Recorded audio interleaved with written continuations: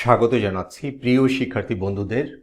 মাধ্যমিক ও উচ্চ মাধ্যমিক শিক্ষা বোর্ড ঢাকা থেকে আমরা স্ক্রিনে দেখতে পাচ্ছি ওয়েবসাইট ঢাকা শিক্ষা বোর্ডের, এবং এখানে যে তথ্য পাচ্ছি সেটা হচ্ছে এখানে এইচএসসি কর্নারে বলা হচ্ছে 2023 সালের এসএসসি এইচএসসির সমমানের অর্থাৎ পরীক্ষার পাঠ্যসূচি প্রকাশিত হয়েছে বা পাঠ্যসূচি প্রসঙ্গে যে বক্তব্য, এবং সেটি আমরা দেখার চেষ্টা করব। আমরা যদি এই অপশনটায় ক্লিক করি তাহলে আমরা একটা নতুন পেজে যাব, এবং এই পেজে কি লেখা আছে সেটা আমরা দেখার চেষ্টা করব।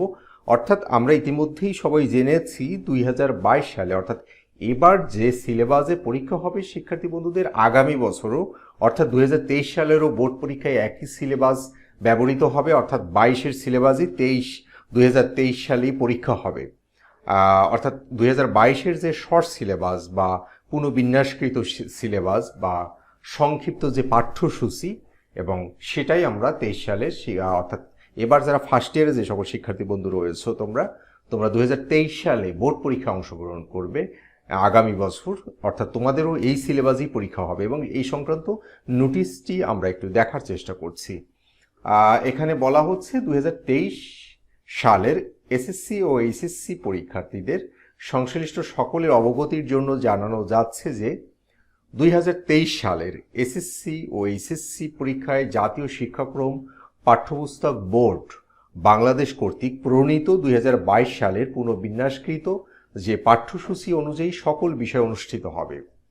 এবং এখানে আরও বলা হচ্ছে যে এসএসসি পর্যায়ে আইসিটি পরীক্ষার জন্য নম্বর 50 এবং অন্যান্য প্রতিটি বিষয় 3 ঘন্টার সময়ে 3 ঘন্টা করে 100 নম্বরের পরীক্ষা অনুষ্ঠিত হবে, এবং এইচএসসি পর্যায়ে প্রতিটি বিষয় 3 ঘন্টার সময়ে 100 নম্বরের পরীক্ষা অনুষ্ঠিত হবে, এবং 2023 সালে এসএসসি ও এইচএসসি সমমানের পরীক্ষার সকল বিষয় অনুষ্ঠিত হবে। তাহলে আমরা পূর্ণাঙ্গ তথ্য পেলাম।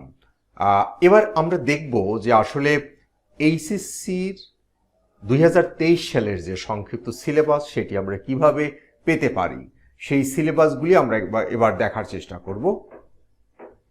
আমরা এই ইউটিউব চ্যানেলের যদি আমরা প্লে লিস্টে চলে যাই, অর্থাৎ এখানে আমরা একটা ইউটিউব চ্যানেলে যাওয়ার পরে হোম, ভিডিওস, তারপরে হচ্ছে প্লে লিস্ট, কমিউনিটি, চ্যানেল ইত্যাদি যে মেনুগুলো রয়েছেন, এখান থেকে আমরা প্লে লিস্ট মেনুতে যদি আমরা ক্লিক করি তাহলে আমরা নিচের এই সেকশানে চলে যাব। নিচের সেকশানে যে আমরা দেখব যে এডুকেশন নিউজ, এবং এই এডুকেশন নিউজের প্রথম যে প্লে লিস্টটা বা প্রথম যে অ্যালবামটি রয়েছে, এবং সেটি হচ্ছে এইচএসসি সিলেবাস 2022 এবং 2023 কেন বলা হলো, অর্থাৎ এই 22 সালের সিলেবাস দিয়েই 23 সালের পরীক্ষা হবে, অর্থাৎ 22 সালের যে সংক্ষিপ্ত সিলেবাস ছিল এবং সেই সংক্ষিপ্ত সিলেবাস দিয়েই 23 সালের পরীক্ষা হবে।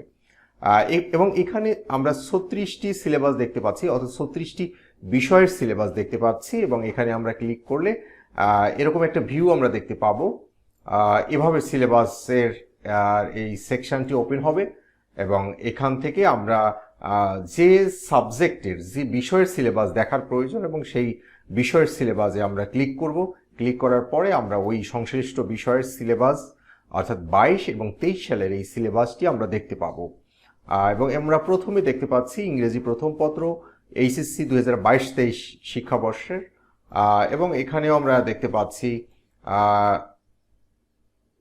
এইচএসসি পাঠ্যসূচি 2022 ও 23 কৃষি শিক্ষার সিলেবাস, অর্থাৎ যে বিষয়ের সিলেবাস প্রয়োজন হবে সেই বিষয়, অর্থাৎ এইচএসসির সবগুলো বিষয়ের সিলেবাস এখানে দেওয়া রয়েছে।